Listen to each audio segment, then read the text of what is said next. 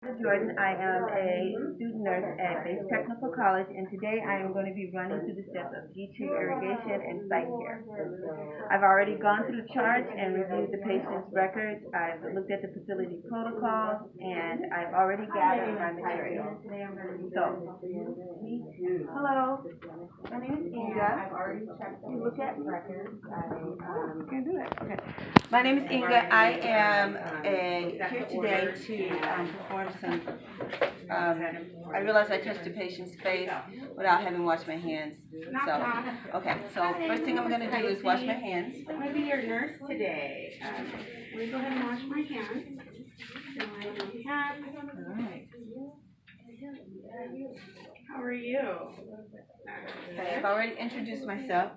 And so may I ask your name, please? Okay. And your date of birth? And then I'm going to All right. I just want to do verify your another name. check here. Perfect. David Jones. Okay, David. Now I'm just going to be flushing out your tubes here. All right. Okay, Ms. Smith. So verify that. So today what I'm going to do is do an irrigation of your G-tube site and clean the area, okay? So you're already at the 30 to 45 degree angle, which is necessary to perform this. And I already have gone through the process of making sure that the G-tube is in its proper placement with an X-ray. So the first thing I'm going to do is remove, make sure that we have a pad in place to ensure that, well, first thing I'm going to do is obtain privacy. So simulating pulling the curtain closed. And now that I've obtained privacy and have a consent to continue, I'm going to make sure that the area is protected by a towel so that if any water leaks out, okay. So then what I want to do is move over to the other side to make this easier. Okay. I'm going to wave my hand. Pardon me. I want to do this over next month. Okay. So then what I'm going to do is remove the clamp at the end of the tube. Okay. I want to look at the site first just to make sure that there's not anything that raises alarm. I have the patient properly covered. And I don't see anything that concerns me. There's no distension in the bowels and so forth. So then I want to remove the clamp. And I'm going to attach a syringe so that I can look at the residual volume within the stomach. So I'm going to pull here very gently and bring it out until it stops. We're checking for residual. It gives me approximately 20 milliliters. After having that, and I've notated it to document in the chart later, I'm going to slowly, in my mind, I'm going to slowly restore the fluid back into the stomach. Okay.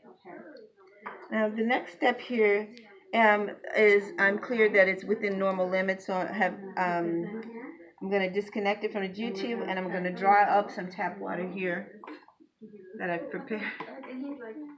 Tap water's in there. Tap water.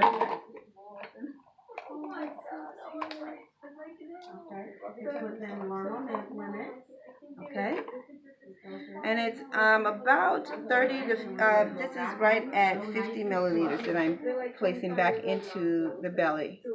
And the purpose of this is to make sure that the tube is patent, that that I can get fluids into the area and there's no concerns there. So I want to slowly inject the water in with the syringe and not to use excessive force. So it's a slow injection. Oops. Slow injection into the belly. Okay, so I didn't have any concerns with the water going in, so I don't have to try it again. Okay, and it's irrigated quite easily. I'm going to replace the clamp.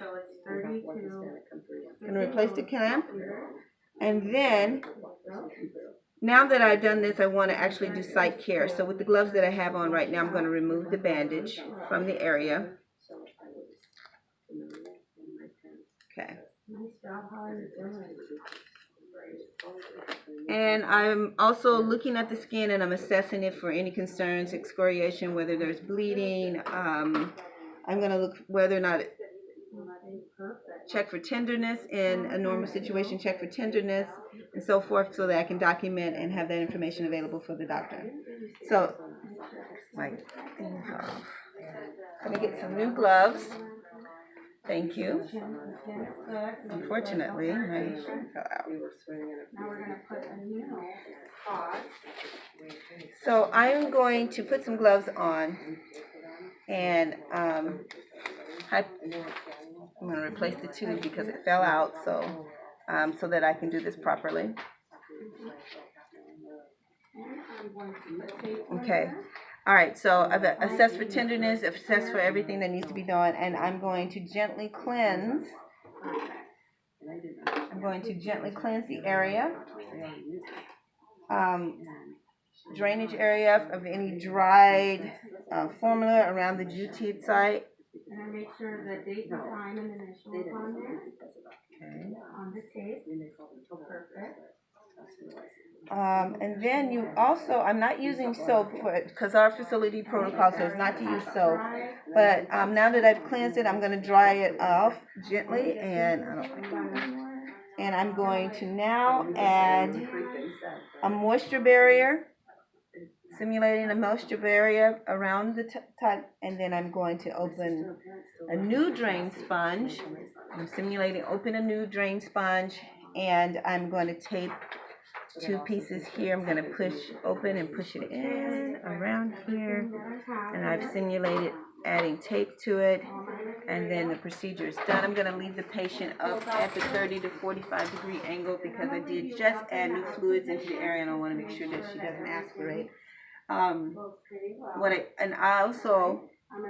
remember I need to add her name and date, my name and date, so that the next person that comes behind me knows when this was cleaned and so forth and assessed. And then I'll follow the end steps of documenting and immediately afterwards. That's it.